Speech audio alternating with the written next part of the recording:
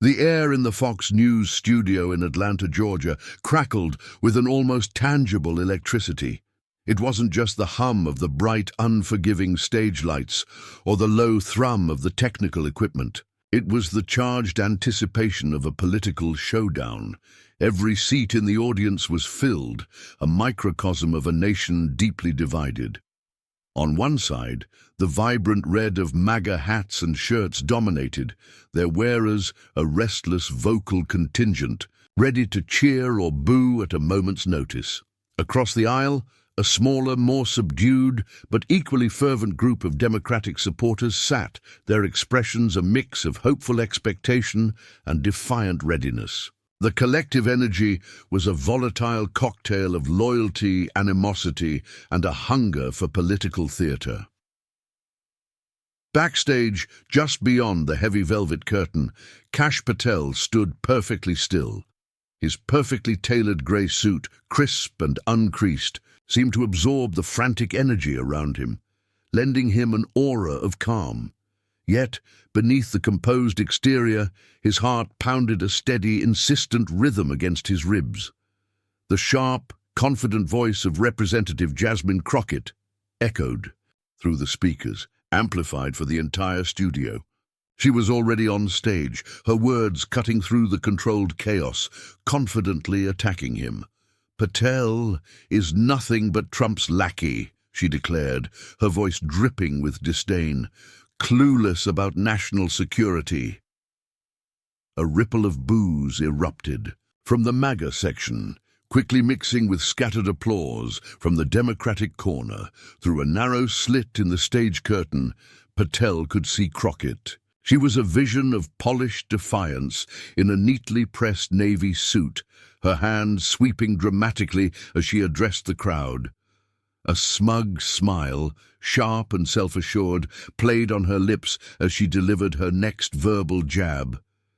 "He's all empty rhetoric, no substance, typical of someone who's never faced real security issues." The audience grew louder, Crockett's supporters clapping enthusiastically while the MAGA faction shouted their protests. Crockett, a representative from Dallas, Texas, exuded the confidence of a seasoned performer, a former civil rights attorney whose polished appearance and carefully prepared arguments had served her well in countless legal and political battles. She was one of the Democratic Party's most prominent progressive voices, a member of the House Judiciary Committee, unafraid to criticize Trump and his allies. She believed this appearance would be another easy victory, a chance to dismantle a figure she saw as a symbol of everything she opposed. But what Jasmine Crockett didn't expect, couldn't possibly have anticipated, was that Kash Patel had brought something far more surprising than mere rhetoric. Gripped tightly in his hand was a slim, unassuming folder, a set of documents that held the power to completely flip her narrative, to turn her confident assertions into a public nightmare. His eyes narrowed with a quiet, steely determination. This wasn't just another political debate for him, it was his chance to expose Crockett on national television, to peel back the layers of what he perceived as performative politics and reveal the inconvenient truths hidden beneath. As the host, Laura Thompson, a veteran of these televised skirmishes, announced, "And now, please welcome Kash Patel, FBI Director." Patel took a deep, steadying breath. He stepped into the blinding stage lights, the weight of the folder a reassuring presence in his hand, ready to transform this attack into Crockett's ultimate undoing. The arena was set, the gladiators were in place, and the battle for credibility was about to begin. The stage lights blazed, cutting through the studio's charged atmosphere, and Jasmine Crockett stepped into their unforgiving glare as if she owned the very space. Her navy suit, impeccably tailored, seemed to ripple with her every confident movement, a striking necklace at her throat catching the light. A representative from Dallas, Texas, she carried herself with the innate authority of a former civil rights attorney, her posture radiating the self-assuredness of someone accustomed to commanding attention. Laura Thompson, ever the professional, introduced Crockett as one of the Democratic Party's most prominent progressive voices, a formidable member of the House Judiciary Committee, unafraid to unleash sharp criticism against Trump and his allies. Crockett nodded, a subtle acknowledgement, soaking in the scattered applause that rose from the neutral and Democratic audience members. Her reputation, that of a sharp-witted congresswoman ready to take on powerful figures, truly preceded her. "I'm here to speak the truth," Crockett began, her voice resonating with the clear, authoritative cadence honed over years in the courtroom. It was a voice designed to carry conviction, to cut through noise, and it did. "Our national security is threatened by people like Kash Patel." A collective gasp rippled through the audience, quickly followed by a chorus of boos from the MAGA section. But Crockett pressed on, unperturbed, her gaze sweeping towards the wings where Patel was preparing to step out. "He's abused the FBI to protect Trump and billionaires like Elon Musk instead of serving the American people." The boos intensified, but Crockett, with a practiced flourish, pointed dramatically towards the unseen Patel, her smug smile evident even from the back rows. "Patel is the perfect example," she continued, her voice rising slightly to overcome the growing din. "A guy who spends more time hyping Trump on Truth Social than understanding security protocols. He criticizes the current administration but can't explain why his FBI targets dissenters." Her supporters clapped enthusiastically, a defiant counterpoint to the conservative outcry, while the rest of the room grew palpably tense, the chasm between the two factions widening with every word. "From QAnon to Tesla takedown," Crockett emphasized, her voice dripping with contempt. "He has no business talking about national security." A few shouts of "That's right!"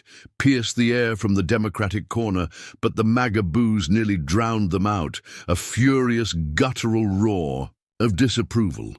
Backstage, Kash Patel watched, his expression unreadable, as Crockett delivered her scathing monologue. Each accusation, each dismissive remark was a deliberate jab, designed to undermine his credibility before he even set foot on stage.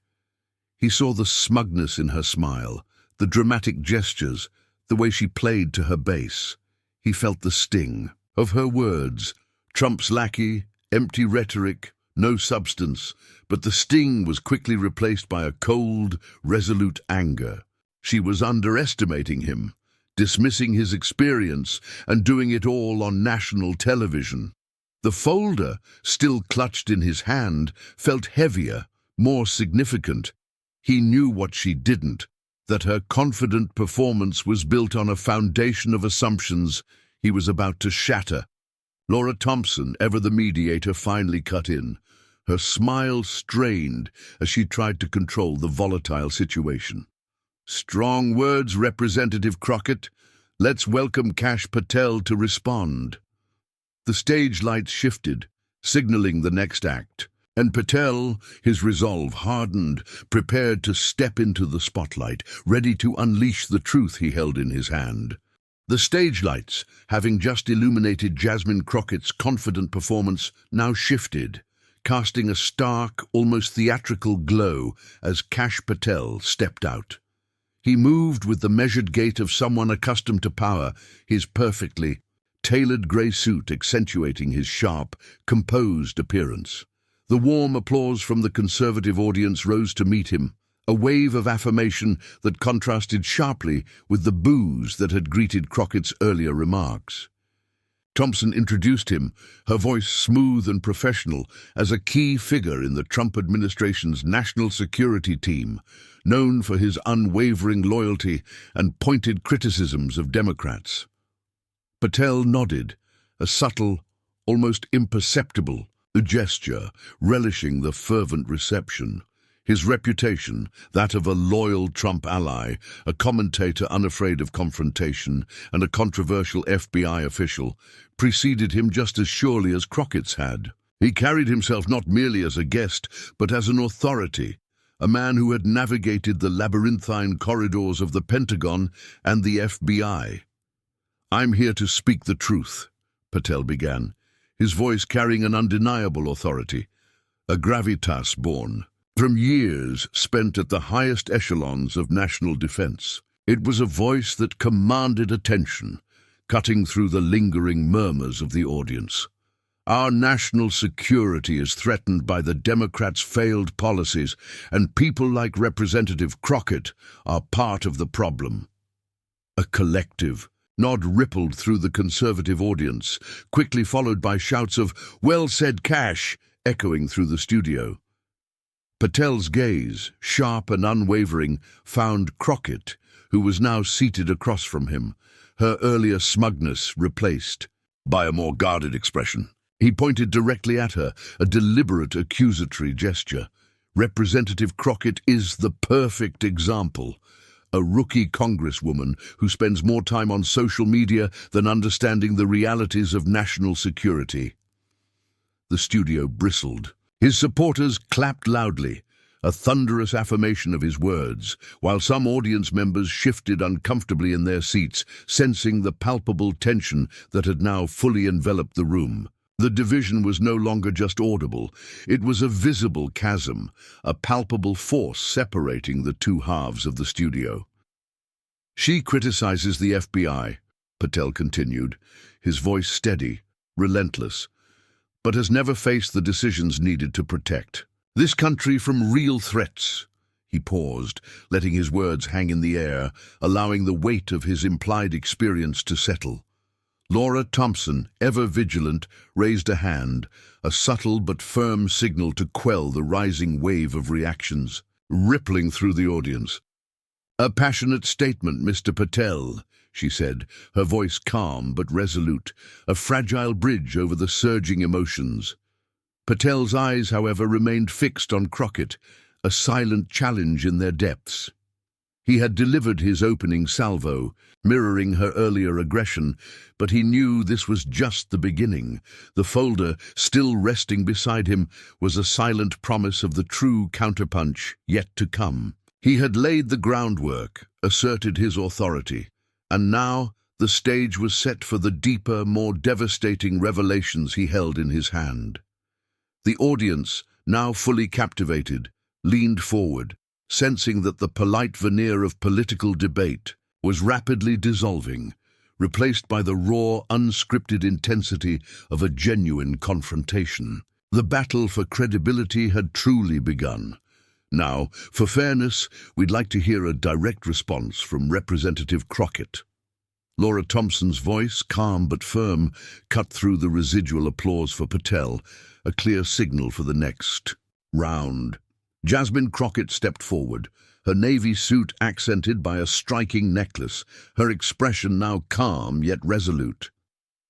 The contrast between her and Patel, a seasoned figure in Washington's power circles, was stark. Crockett represented a new generation of progressive lawmakers, a member of the House Judiciary Committee who had quickly established herself with sharp legal intellect and an uncompromising stance against opponents. Sitting across from Patel, the confidence of a veteran politician seemed to clash with the fierce determination of a fresh face. Crockett spoke, her voice steady as she set her water glass on the table. "Mr. Patel has had his say, and I look forward to setting the record straight." Behind her, almost imperceptibly, Crockett's aide quietly handed a note to the production team, requesting Evidence A be ready on her signal. The note detailed points she hoped would turn the tide, a strategic maneuver to regain control. The tension in the studio soared. This wasn't just a policy debate between two politicians. It was a battle over credibility, authenticity, and who truly grasped the responsibility of protecting national security. For Crockett, it was a chance to maintain her image as a sharp, progressive lawmaker. For Patel, it was an opportunity to prove that new voices like Crockett couldn't match his practical experience. What Crockett didn't anticipate, however, was that Patel hadn't come empty-handed. The folder beside him held information that could dismantle her arguments in an instant. Laura Thompson turned to Kash Patel, her gaze direct. "Mr. Patel, Miss Crockett has questioned your qualifications to lead the FBI and handle national security. How do you respond?" Patel adjusted his microphone, his expression calm, but his eyes, sharp and calculating, betrayed the intensity beneath. "First, I'd like to thank Miss Crockett for her passion. It's always refreshing to see new lawmakers enter the arena, especially those with unique perspectives like hers." He paused slightly on the word unique, a subtle inflection that prompted chuckles from the audience. Crockett's smile tightened faintly, a flicker of annoyance crossing her face. "However," Patel continued, his voice gaining confidence, "I find it interesting that Miss Crockett critiques my experience when her role on the Judiciary Committee seems more focused on social media posts than tackling real national security issues. That's not the job description of someone safeguarding the nation." Crockett leaned forward, interrupting him, her voice sharp. "Mr. Patel, qualifications don't come from sitting in secret briefings. I've overseen policies impacting security, and I represent the people of Texas who want transparency from the FBI, not Trump's political tool." Her interruption drew applause from some Democratic audience members, but Thompson intervened, her voice firm. "Miss Crockett, please let Mr. Patel finish." Patel smiled, a knowing glint in his eyes, and continued with growing confidence. "The American people deserve representatives who understand the gravity of national security, not politicians using it to score points on Fox News. Miss Crockett, when have you been briefed on a Tier 1 security threat?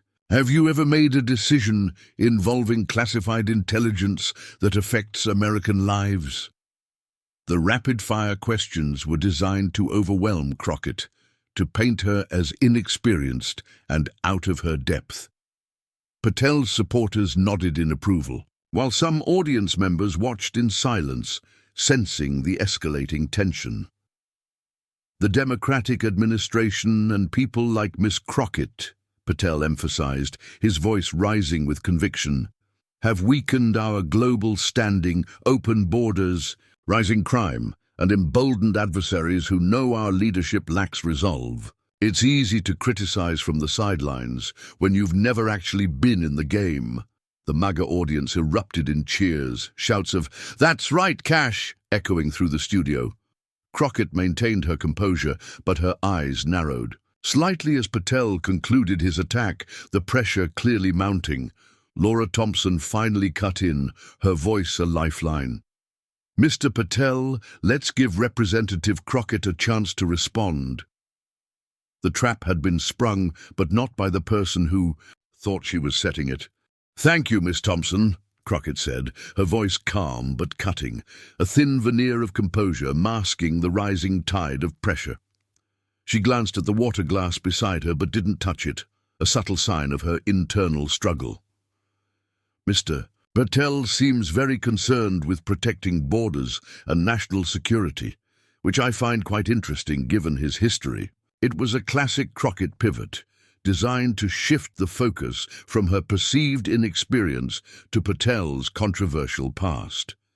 "Before diving into that," she continued, "I'd like to remind everyone that overseeing security and immigration policies is Congress's constitutional duty. That's not sitting on the sidelines.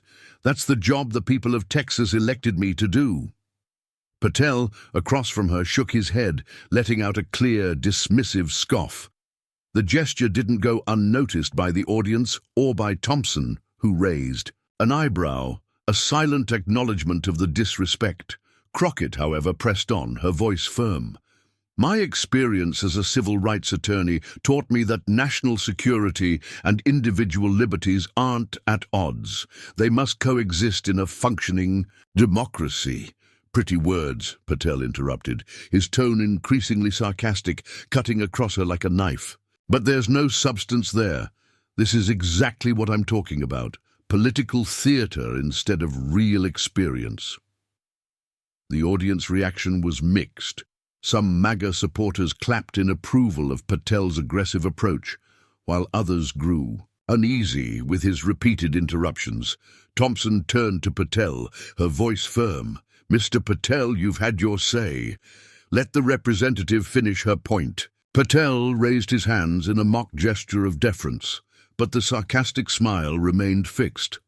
"By all means," he drawled. "I just hope we eventually hear something of substance." The camera captured Crockett's expression. Not anger, but a chilling confidence, the look of someone setting a trap. She continued, her voice calm, almost too calm. "Since Mr. Patel is so concerned with properly handling national security issues, perhaps we should discuss his own record." Her hand moved toward the water glass again, but she still didn't pick it up. "While he questions my qualifications, there are serious concerns about his conduct that the American people deserve answers for." The atmosphere in the studio shifted noticeably. Patel's smile faltered just a fraction as Crockett began to pivot, sensing her moment. "Congresswoman," she said, her voice sharp like a prosecutor's, "are you familiar with the FBI's internal report on the rising crime rates tied to immigration in Texas?" Crockett interrupted, trying to regain control. "I'm familiar with many reports, Mr. Patel. You'll need to be more specific." But Patel didn't flinch. He signaled the production team, and with a soft whir, a document appeared on the large screen behind them. It was an official FBI report, stark and undeniable, with highlighted sections standing out like neon signs. The audience murmured, straining to read the text. "Page 32, paragraph 4, Patel said, his voice calm but cutting, delivering the blow. "With surgical precision, this report notes a 25% increase in crimes related to illegal immigration in Texas under policies you've supported in the House. Not my words, but the FBI's." The studio fell eerily silent. Even Thompson seemed caught off guard by the sudden, devastating turn of events. Crockett's confidence visibly wavered, her lips pursing slightly. "That report lacks context," she countered, her voice less certain, a tremor of desperation creeping in, "and it's been disputed by numerous experts." Patel nodded, as if anticipating the response. "I figured you'd say that. That's why I brought backup." He pulled another document from his folder, holding it up for the cameras. "This is an updated report from the Department of Homeland Security, confirming the initial figures and stating that the policies you voted for directly contributed to this rise." The temperature in the studio seemed to spike. Crockett's supporters fell silent, their faces mirroring her shock, while the MAGA audience began to murmur, sensing a monumental shift in momentum. "This is political theater," Crockett cried, her voice rising, trying desperately to regain her footing. "Democrats have always supported border security, but in a humane way." Patel remained unruffled, a rock in the storm. "If you call FBI data theater, I'd love to see your evidence. I have one more document." He pulled out an email, holding it aloft. "An email from the Democratic campaign you were part of, discussing cuts to Border Patrol funding." The studio erupted again, applause from the MAGA audience drowning out the feeble boos from Crockett's side. Her face flushed, her composure beginning to crack as she realized Patel had brought more than just words. She'd expected an easy target, a MAGA official she could overwhelm with sharp arguments. Instead, she found herself on the defensive, her supported policies exposed, and Patel wasn't done. The unseen weapon had been unleashed, and it was devastating. The temperature in the Fox News studio in Atlanta, Georgia, seemed to spike, not from the stage lights, but from the raw, unadulterated shock rippling through the audience. Crockett's supporters sat in stunned silence, their earlier cheers replaced by a palpable disbelief, while the MAGA audience leaned forward, sensing something truly unexpected unfolding. "This is a political hit job," Crockett cried, her voice rising, a desperate attempt to regain control of a narrative that was rapidly slipping away. Typical MAGA, trying to distract from their failures with baseless accusations. But her words, once so sharp, now sounded hollow, a frantic defense against an undeniable onslaught of evidence. Patel remained utterly calm, a stark contrast to Crockett's escalating agitation. "These are official government documents, Miss Crockett," he stated, his voice firm, unwavering. "If they're wrong, I'd love to see your proof." He turned to the audience, his gaze serious, commanding. "We're witnessing a clear case of deflection. Miss Crockett questions my qualifications while supporting policies that fuel the very immigration crimes she claims are harmless." The studio erupted, half the audience clapping in approval of Patel's devastating attack, the other half booing in a futile defense of Crockett. Laura Thompson struggled visibly to restore order, her professional composure tested as the confrontation reached a new, unprecedented level of intensity. Crockett's face flushed, a deep, angry red, her composure beginning to crack under the relentless pressure. She realized with a sickening lurch that Patel had brought more than just words. She'd expected an easy target, a MAGA official she could overwhelm with sharp arguments and legalistic finesse. Instead, she found herself trapped, cornered, and undeniably on the defensive, her supported policies exposed for all to see. And Patel wasn't done. As Thompson finally managed to quiet the clamoring audience, he pulled yet another document from his folder, the crisp rustle of paper, a chilling sound in the tense air. "There's more we need to discuss, Miss Crockett," he said, his voice cutting through the thick silence. "Shall we talk about your vote in the Judiciary Committee, where you opposed increased funding for Border Patrol?" Crockett's expression made it clear what began as her confident attempt to discredit Patel was rapidly becoming her own public nightmare. The studio fell into a stunned, absolute silence. The confidence, almost arrogance Crockett had shown earlier had vanished, replaced by a rigid, almost frozen posture. She sat rigid in her chair, her eyes flickering frantically between Patel, Thompson, and the damning documents displayed on the screen behind them. "Let's be clear about what we're seeing," Patel continued, his voice steady and authoritative, now fully commanding the stage, completely shifting the confrontation's dynamic. "Miss Crockett opened by questioning my qualifications to protect national security, claiming I'm unfit to handle immigration issues." He pointed to the screen where the FBI report remained displayed, a silent, irrefutable witness. "But these official documents show that she has supported policies leading to a significant rise in immigration-related crime in Texas during her time as a congresswoman." Thompson, regaining her professional demeanor, turned to Crockett, offering a final lifeline. "Representative Crockett, would you like to respond to these allegations?" Crockett adjusted her posture, clearly trying to regain her composure, her voice strained.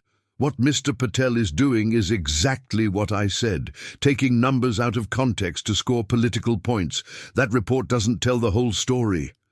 Patel interrupted, his voice sharp, decisive. "Context. This report was compiled by the FBI under the current administration, not Trump's people. Are you saying the agency you've defended is mistaken?" The question hung in the air, a devastating blow, leaving Crockett scrambling for a response. The audience watched intently, many raising their phones to record, realizing they were witnessing a pivotal, unscripted moment of political reckoning. "Let me continue," Patel said, not waiting for Crockett's response, his voice cutting through the stunned silence. He signaled the production team, and the screen switched to a new document, an internal email from the Democratic campaign. "This is an email from the campaign team you were part of, discussing cuts to Border Patrol funding to reallocate for other priorities. Can you explain how you believe this strengthens national security?" The studio erupted again, applause from the MAGA audience drowning out the feeble boos from Crockett's side. Laura Thompson, regaining her composure, turned to Jasmine Crockett. Representative, would you like to address your vote in the House Judiciary Committee as Mr. Patel mentioned? Crockett cleared her throat, clearly trying to regain her poise. Through media training, her voice strained. I have always supported humane and secure border policies.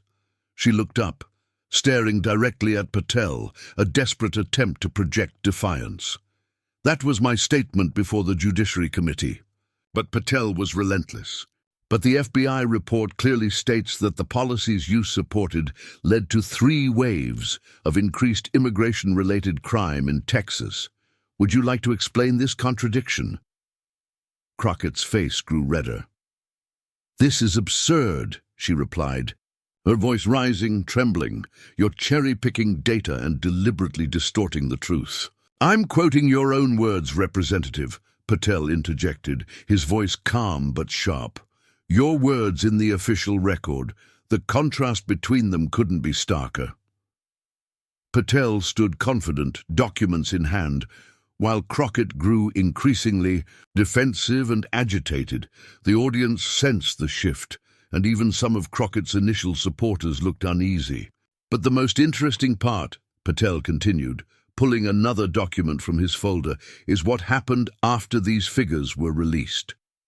He signaled, and the screen displayed a chain of emails with some names redacted. These emails show that after the FBI report on immigration crime was released, you attempted to pressure for reduced funding for Border Patrol programs, redirecting resources to other projects. A murmur spread through the audience. Thompson leaned forward, clearly surprised by these revelations. That's completely fabricated, Crockett shot back, her voice trembling, her composure fully crumbling. Those budget decisions were based on humanitarian reasons unrelated to the report. Patel nodded, his expression pensive. Interesting, because I have another document here.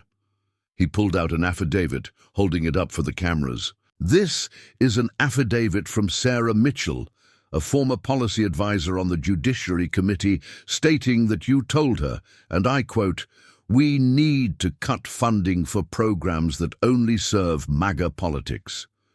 This conversation allegedly took place 3 days after the FBI report was released. The studio fell into complete silence.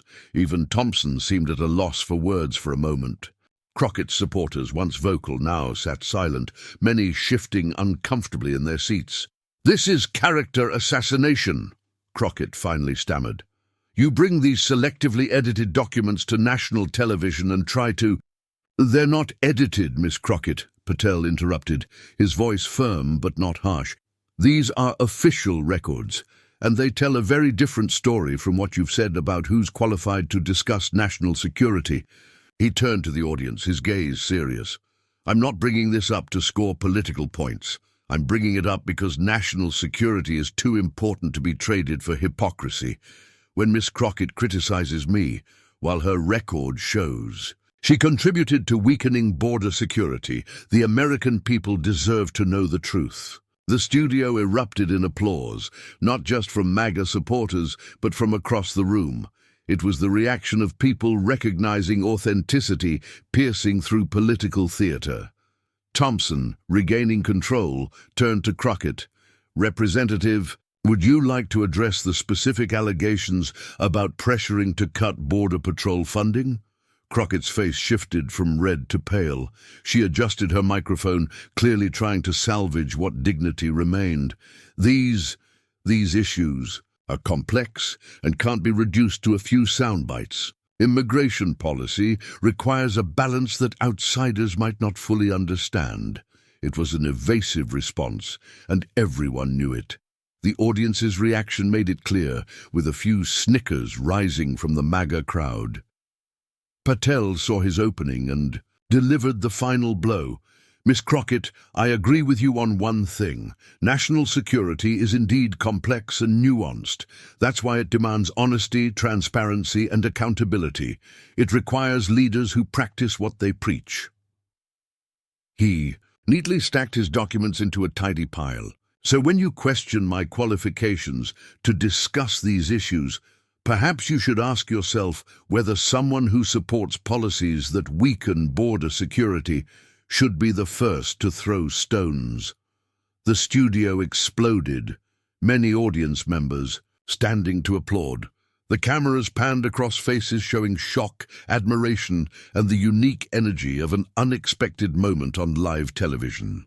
Crockett sat motionless, her initial confidence gone, replaced by the tense expression of someone who knew they'd been outmaneuvered on a national stage.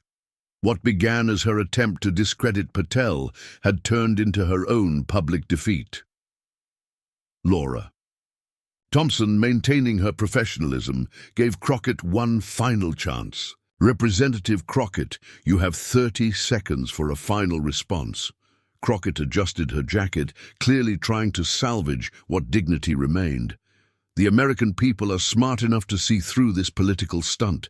I stand by my decisions. And Miss Thompson didn't mention my countless efforts to push humane policies, the reforms we've proposed." "Time's up, Miss Crockett," Thompson interrupted, turning to Patel. "Mr. Patel, your final 30 seconds. Patel nodded, his expression serious. "I'm not here to personally attack Miss Crockett. I'm here to defend the principle that national security matters more than partisan politics. When we turn these issues into a political game, America loses. So I'll keep asking tough questions about immigration, not because I lack experience, but because it's what the American people expect."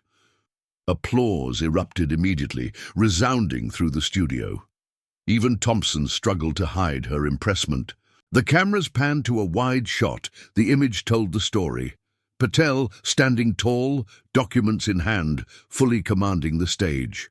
Crockett slouched slightly in her chair, the embodiment of someone who entered a battle but underestimated her opponent. The director signaled a cut to commercial, but not before capturing the final scene, the audience standing, phones raised, recording a moment they knew would be replayed millions of times in the hours ahead. As the Fox News program in Atlanta, Georgia, went to break, the studio buzzed with electricity. Audience members rushed to post clips online, fingers flying across phone screens to share what they just witnessed. Production assistants scrambled, some looking stunned by the program's unexpected turn. No one had predicted the clash between Kash Patel and Jasmine Crockett would become an instant viral moment. Crockett stood quickly, ignoring the outstretched hand of a staffer wanting to adjust her microphone.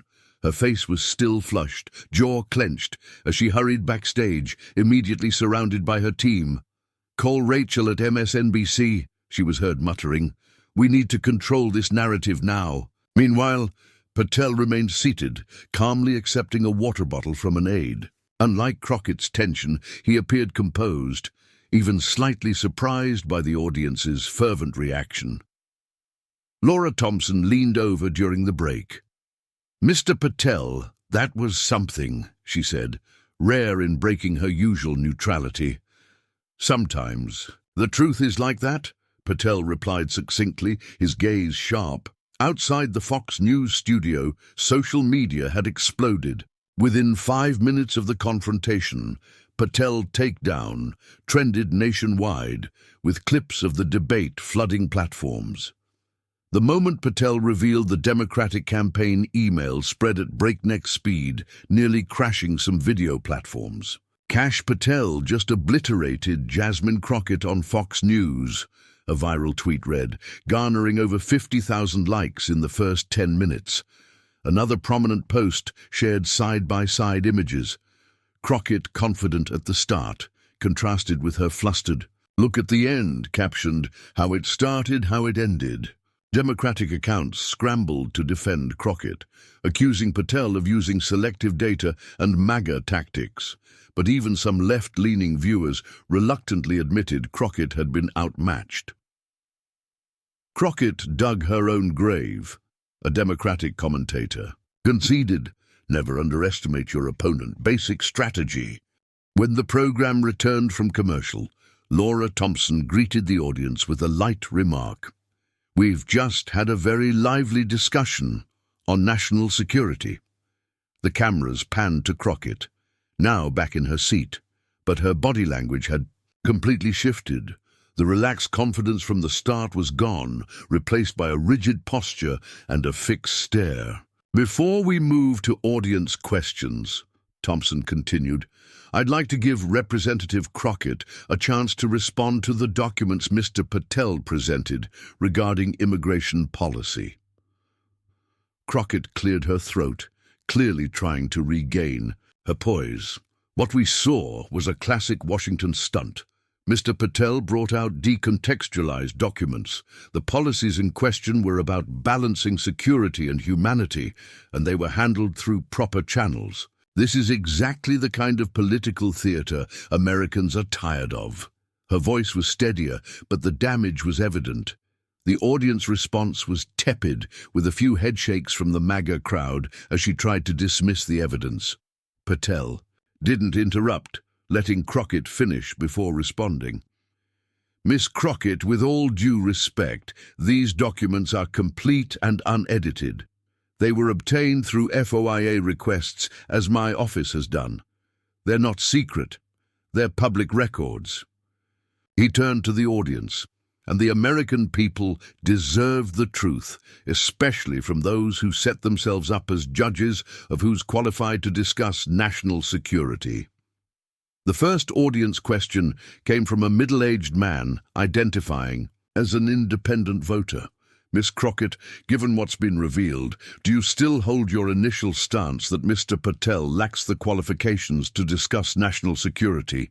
The question hung in the air, the camera capturing Crockett's expression, a mix of anger and realization that this appearance had spiraled out of her control. Her response was brief. "My stance remains that real-world experience differs from theory. Everything else is just distraction." As the program continued, the contrast between the two grew starker. Crockett became defensive, her answers shorter and more combative. Patel, conversely, expanded his arguments beyond the documents, speaking thoughtfully about the need for robust border security in a democratic system. By the time the hour-long segment ended, the narrative had fully reversed. What was meant to be Crockett's opportunity to position herself as a progressive voice on national security became a stage for Patel to assert his superior expertise and preparation. Outside the Fox News studio, major outlets rushed to prepare.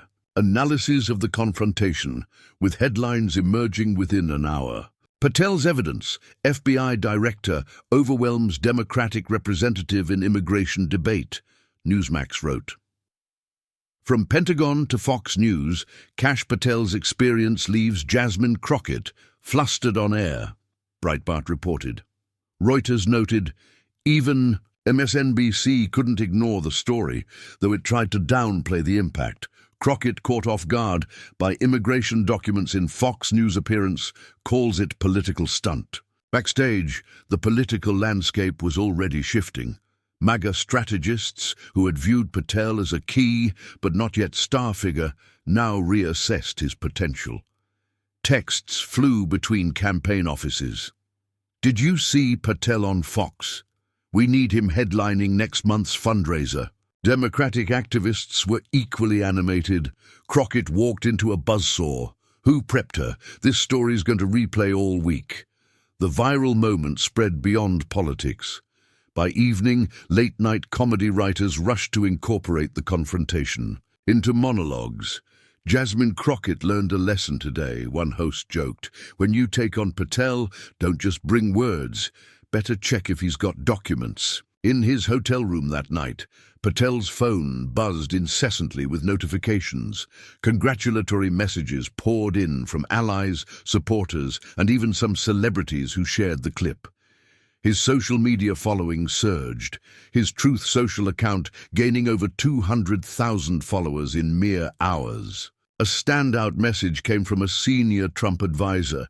"Great job. Meet me in D.C. to discuss next steps." For Crockett, the fallout was less positive. Democratic outlets that once frequently booked her suddenly cooled on scheduling. Her phone buzzed too, but mostly with messages from allies asking what happened and offering unsolicited damage control advice. A week later, the confrontation had become a political culture phenomenon. The phrase, "bring the receipts," became shorthand for being thoroughly prepared with data to back a stance. A new political meme format emerged. Crockett thought she was facing an easy opponent, but ran into Kash Patel with documents.